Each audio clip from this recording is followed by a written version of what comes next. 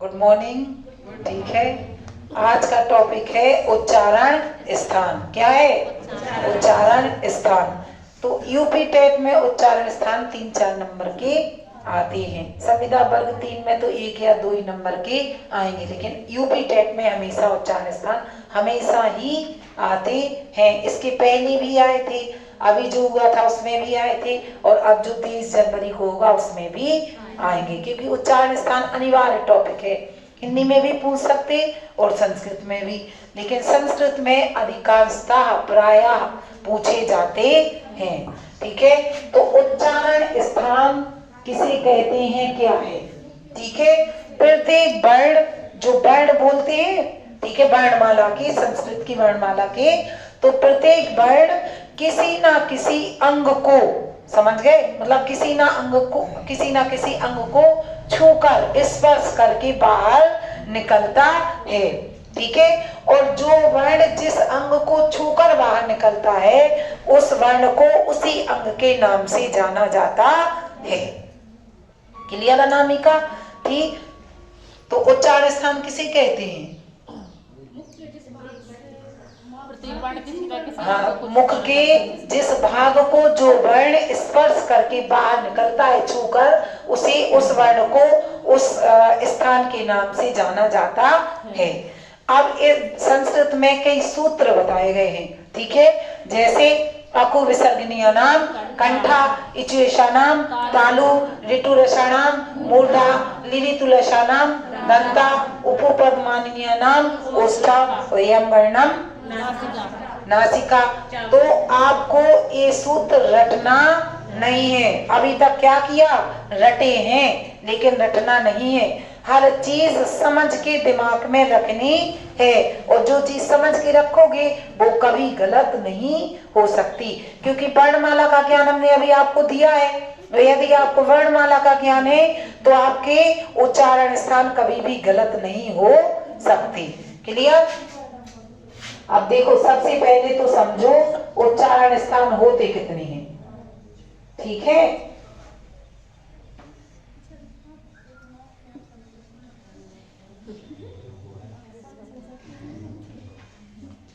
जे बना है कौन?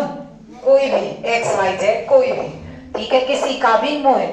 ठीक है, तो इसमें सबसे पहले क्या होता है, मान लो जे है, कौन है? विशाल है, समझो। ठीक है, तो सबसे पहले जब विशाल को कुछ बोलना, विशाल को बोलना है सेफ। ठीक है, बोलना है, तो विशाल ने बोला, तो सेफ बोलने के लिए जो वायु, ठीक है, हृदय से निकली, क्योंकि आभ्यंतर प्रयत्न जब आगे बढ़ाएंगे तो कोई कुछ भी शब्द बोलने के लिए या कोई कुछ भी चीज बोलने के लिए 2 प्रकार का प्रयत्न करना पड़ता है। पहला आभ्यंतर और दूसरा बाह्य। ठीक है, तो जो हृदय से जो ओष्ठ तक प्रयत्न करते हैं उसे कहते हैं आभ्यंतर प्रयत्न। तो विशाल ने से बोलने के लिए जो पहले प्रयत्न किया, तो सबसे पहले जो वायु निकली इधर से, हृदय से, तो वो किससे टकराई? कंठ से, क्योंकि सबसे पहला उच्चारण स्थान क्या है? कंठ। फिर इसके ऊपर चले और ऊपर आई, तो पहला उच्चारण स्थान क्या हो गया? कंठ। फिर आप मुंह को शीशे में खोल कर देखना आ करके, ठीक है, तो एक मांस की टुकड़ी लटकी दिखेगी इधर बीच में, बीचों बीच, तो उसे क्या कहते हैं? तालु। क्या कहेंगे उसे? तालु। तो जे हो गया क्या? कंठ। ये क्या हो गई? तालु। ठीक है, इसके बाद और ऊपर पहुंचे, ठीक है, तो आ गए हॉल में। हॉल मतलब जी मुख, मुख रूपी हॉल की जो ऊपरी छत है टाइल्स वाली, जे। ठीक है, तो उसे क्या कहेंगे? मूर्धा। उसे क्या कहते हैं? मूर्धा। कंठ, तालु और मूर्धा हॉल में आ गए। हॉल का जो ऊपरी भाग है, छत, बढ़िया टाइल्स साफ लगे, उसे क्या कहते हैं? मूर्धा।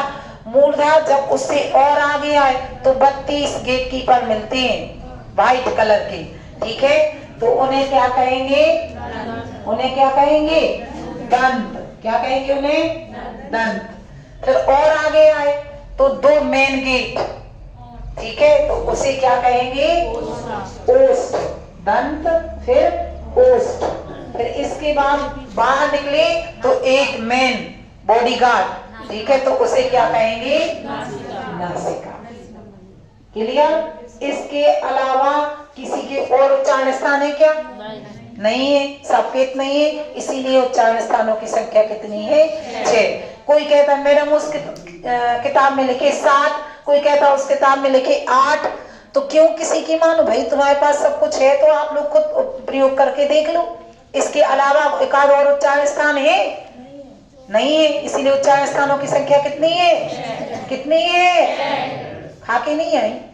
कितनी है? ठीक है, तो कंठ, तालु, मूर्धा और दंत, ओष्ठ, नासिका। तो उच्चारण स्थान कितने हैं? 6। पहला, दूसरा, तीसरा और चौथा और पांचवा और छठवा।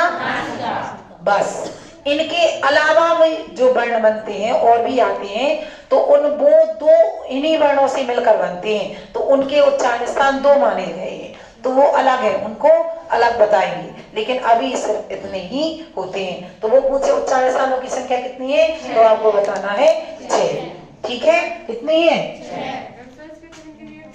1 से, बिल्कुल।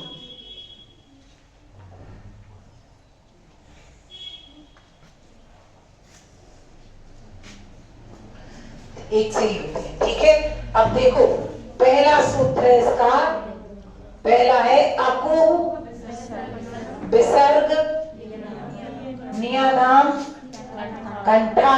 अकु विसर्ग नियानाम कंठा। दूसरा सूत्र है इचु यशानाम तालु। इचु यशानाम तालु। तीसरा है ऋतु रसाणाम मूर्धा। ऋतु रसाणाम मूर्धा। चौथा है लिरी तु लशानाम। लिरी तु लशानाम दंता। ठीक है, पांचवा है उपु पद मान नियानाम। उपु पद मान नियानाम ओष्ठा। क्लियर? और छठवा है या मा अंगा रा ना मा यम वर्णम नासिका चा। समझ गई? कौन कह रहा था अभी? नासिका चा का मतलब है हिमानी कि इन वर्णों का उच्चारण नासिका से और चा का मतलब होता है संस्कृत में और ऊपर भी इनका उच्चारण स्थान हुआ है। क्लियर? आप अभी बोल रही थी, तो इसका आंसर है ए। मतलब ए वर्ण नासिका से भी होते और ऊपर भी इन वर्णों का उच्चारण हुआ है। तो अकु विसर्जनीय नाम का मतलब है, देखो ये सूत्र कहता है आ का मतलब चाहे छोटा आ का पूछे या बड़ा का पूछे आ लेकिन है कहलाएगा क्या? कंठ। आ। ठीक है, तो चाहे छोटा का पूछे या बड़ा का। कु का मतलब अभी कल ही बताया था, कु का मतलब कवर्ग। कवर्ग में कितने वर्ण आएंगे? 5। ठीक है, तो कु का मतलब का, खा, गा, घा, अंगा। इनमें से किसी का भी पूछे, ठीक है, या हा का या विसर्ग का। समझ गए? इन इतने वर्णों में से किसी भी वर्ण का उच्चारण स्थान पूछे, आपको लगाना है क्या? कंठ। चाहे छोटा का या बड़ा का या का, खा, गा, घा, अंगा का या हा का या विसर्ग का। ठीक है, अकु विसर्ग नियानाम। नियानाम तो कचरा है, अभी बताएंगे। ठीक है, छोटा बड़ा या का, खा, गा, घा, अंगा या विसर्ग या हा, इतने वर्ण में से किसी का भी पूछे तो क्या लगाना है? कंठ। क्लियर? दूसरा सूत्र कहता है इचुएशन नाम, तो छोटी का पूछे या बड़ी का। चू का मतलब चहर, तो कितने वर्ण आएंगे? 5।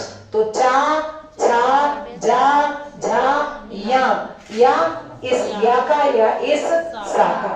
इतने वर्ण में से किसी भी वर्ण का उच्चारण स्थान पूछे तो आपको लगाना है तालु। किस किस का? ई बड़ी। ठीक है, और चा, छा, जा, झा, या और ये सा शक्कर वाला। समझ गए? तो इन वर्णों का उच्चारण स्थान क्या होगा? तालु। इचु ईशानाम तालु। अब तीसरा, चाहे छोटा ऋषि का पूछे या बड़ा ऋषि का। देखो छोटी ऋषि होती है ऐसी और बड़ी ऋषि होती है ऐसी। क्लियर? तो छोटा ऋषि या बड़ा ऋषि। टू का मतलब टवर, तो या रा या ई वाला सा। क्लियर? इतने वर्णों में से किसी भी वर्ण का उच्चारण स्थान पूछे तो लगाना है मूर्धा। समझ गए? चाहे ऋषि का पूछे, ऋषि का या टा ठा डा ढा ड़ा या रा या सा, तो क्या लगाओगे? मूर्धा। इसके बाद अगला सूत्र, तो लिरी का पूछे, दीर्घ लिरी नहीं होती कभी भी। लिरी कैसा है? स्वर है, जी याद रखना, व्यंजन नहीं है लिरी। क्या है? स्वर है। तो लिरी का पूछे तो तू का मतलब दवर्ग, तो क्या आएंगे? ता था दा धा ना। समझ गए? या ला या ए वाला सा। इतने वर्णों में से किसी भी वर्ण का उच्चारण स्थान पूछे तो क्या लगाना है? दंत। समझ रहे ना? क्यों आ रही समझ में? ठीक है। अगला उपपदमानी नाम, तो चाहे छोटा ऊ का पूछे या बड़ा ऊ का। पू का मतलब पवर्ग। पवर्ग में कितने वर्ण आएंगे? 5। कौन कौन से? पा फा बा भा और मा। इतने में से किसी भी वर्ण का उच्चारण स्थान पूछे तो आपको लगाना है ओष्ठ। समझ गए? और यम वर्णम नासिका सूत्र का मतलब है कि या मा अंगा डा ना, इन वर्णों का उच्चारण नासिका से भी होगा और ऊपर भी आए हैं। देखो या चवर्ग में आया, ठीक है, माँ कवर्ग में आया, ठीक है, अंगा कवर्ग में आया। तो इसका मतलब ये जो जब क्वेश्चन देगा तो क्वेश्चन के ऊपर आंसर डिपेंड इसका करेगा। आगे बता रहे कैसे। समझ गए? तो इतना समझ में आया?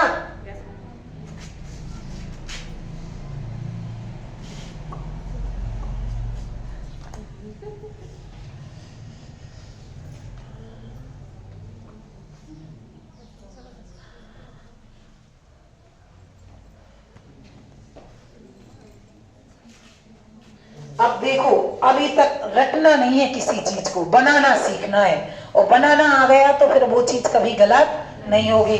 हमने अभी इस अगले वीडियो में आप लोगों को स्वर व्यंजन का ज्ञान बताया था कि स्वर कितने व्यंजन, वो चीज आपको इधर याद है तो आपके उच्चारण मतलब जो सूत्र हैं वो 2 मिनट में बन जाएंगे। नहीं तो रटो, रटना नहीं है, बनाना सीखना है। तो सबसे पहले क्या बताए थे हमने? मूल स्वर। कल बताए थे ना कितने होते मूल स्वर? 5। कल ही बताए थे कितने होते? 5। तो पहले लिखना है मूल स्वर। क्या लिखना? मूल स्वर। तो आ ई और ओ 5वें नंबर पे लिखना है, ऐसा याद रखना। आ ई ऋषि लिरी और ओ। क्लियर? लिख लिए 5 मूल स्वर, आ ई ऋषि लिरी और ओ। फिर इसके बाद आपको लिखना है स्पर्श व्यंजन कुछ टुप्पू। ठीक है? तो क्या लिखा? कु चू टू तू और वो। समझ गए? लिख लिया। इसके बाद फिर क्या बताया था हमने? अंतस्थ व्यंजन। तो एक लाइन छोड़ के नहीं, इधर से लिखना अंतस्थ व्यंजन। तो या रा और ला, वहां नहीं लिखना। वह का सूत्र ही अलग है, वकारस्य दंतोष्ठव। वह जो है दंत और ओष्ठ से उच्चारित होता है 2 स्थानों से, इसलिए उसका सूत्र अलग है, वकारस्य दंतोष्ठव। जहां से अंतस्थ लिखे वहीं से क्या लिखना? ऊष्म। तो सा और हा ऊपर लिख देना और हा के बगल में क्या लिख देना? विसर्ग। समझ गए? बन गए आपके सूत्र। बाकी सब क्या है? कचरा, तुकांत, तुक मिलाने के लिए। बाकी और जो निया नाम जुड़ा है वो क्या है? कचरा, तुक मिलाने के लिए। सूत्र इतने हैं। अकु विसर्ग, देखो फिर जोड़ दिया निया नाम, तो तुक मिलाने के लिए कंठा। समझ गए? इचु यशानाम क्या हो जाएगा? तालु। ऋतु रस, इस रा के बाद जब ना आता है, ठीक है, तो नकार का डकार हो जाता है, तो ऋतु रसाणाम क्या हो जाएगा? मूर्धा। और लिरितु लशानाम, ठीक है, क्या हो जाएगा? दंता। और उपु और उपदमानीय वर्ण, उपु प्लस उपदमानीय वर्ण अभी बताए थी ना, तो जे उ और जे उ मिलकर क्या हो जाएगा? बड़ा उ। सो जे हट जाएगा, जे छोटा उ, और आ जाएगा उपु पद मान नियनाम, नियनाम तो कचरा है, ठीक है, उपपद मान नियनाम ओष्ठा। क्लियर। और छठवां सूत्र में क्या है, इन सभी के पंचम वर्ण लिखे, तो यहाँ माँ अंगा रा ना माँ, ये तो हलत वाला है तो इसका कोई काम ही नहीं है, तो यम वर्णम नासिका च। बन गए सूत्र, रटना नहीं है आप लोगों को, समझ गए, जैसा पढ़ाया वैसा ही दिमाग में याद रखना है। सबसे पहले क्या, मूल स्वर, मूल स्वर लिखे तो आ ई ओ 5वें नंबर पे, इतना तो याद रख ही सकती हो, नहीं तो रटो, फिर रटना नहीं है तो फिर इतना याद रखो, आ ई ऋषि लिरी और ऊ, पहले मूल स्वर लिखे, फिर इसके बाद इस वर्ष व्यंजन को चुटतुप्पू तो वो लिखे, फिर दूसरे नंबर से क्या लिखा, अंतस्थ, फिर उसी के तुरंत बाद क्या लिखा, ऊष्म, और हाउ को लिख दिया विसर्ग, सूत्र बन गए, समझ गए। और उसके बाद जो पीछे जुड़ा है नियाणाम, नियाणाम वो क्या है, कचड़ा, तुक मिलाने के लिए, तुकांत, उसका कोई काम नहीं है। तो या फिर रटो, या फिर नहीं रट पा रहे तो बस सीधे दिमाग में ही रखना कि पहले मूल स्वर, फिर स्पर्श व्यंजन, फिर अंतस्थ, फिर ऊष्म, और सूत्र बन गए। निया नाम जोड़ दो तो सूत्र तैयार है, समझ गए। तो अको विसर्ग निया नाम, कंठा इचवशा नाम, तालु ऋतुरसा नाम, मूर्धा लिरितुलसा नाम, दंता उपपद्मानिया नाम, ओष्ठा वर्णम नासिका चा। और है वो ही चीज, चाहे छोटा का, जे सूत्र कहता है चाहे छोटा का उच्चारण स्थान पूछे या बड़ा का, या का खा गा घा अंगा का, या हा का, या विसर्ग का, इतने वर्णों में से किसी, देखो चाहे वो छोटा का पूछे या बड़ा का, चाहे का खा गा घा अंगा का, क्योंकि को में जो 5 वर्ण आएंगे ना, समझ गए, या हा का या विसर्ग का, इतने में से किसी भी वर्ण का उच्चारण स्थान वो आपसे पूछे तो आपको क्या लगाना है, कंठ। क्या लगाओगे, क्या लगाओगे, क्या लगाओगे, कंठ। इसके बाद दूसरा छोटी का पूछे या बड़ी का, चा छा चू का मतलब चवर, तो कितने वर्ण आएंगे, 5, चा छा जा झा और या, समझ गए। या किसका, जिचू में 5 वर्ण आ गए ना, फिर या और या सा, इतने में से किसी का भी पूछे तो क्या लगाना है, तालु। क्लियर। अगला ऋतु रचनाम सूत्र क्या कहता है, छोटा ऋषि का पूछे या बड़ा ऋषि का, और टू में कितने वर्ण आएंगे, 5, और कौन से, क्लियर। और इसके बाद रा या ये वाला सा, तो इनमें से किसी का भी उच्चारण स्थान पूछे तो क्या लगाओगे, ऋतु रसाणाम मूर्धा, मूर्धा भी बताया कैसे कहते, हॉल के ऊपरी भाग को, ठीक है, टा ठा तो ऊपर घंटी बजेगी मूर्धा में, ठीक है। इसके बाद लिरी तुलसानाम, ये कहता है लिरी का पूछे तो का मतलब तबर, कितने वर्ण आएंगे, कौन कौन से, ता था दा धा ना, इनमें से किसी का पूछे या ला या सा, देखो लिरी का भी पूछे या ला का भी पूछे, समझ गए। इन सभी का उच्चारण स्थान क्या है, दंत।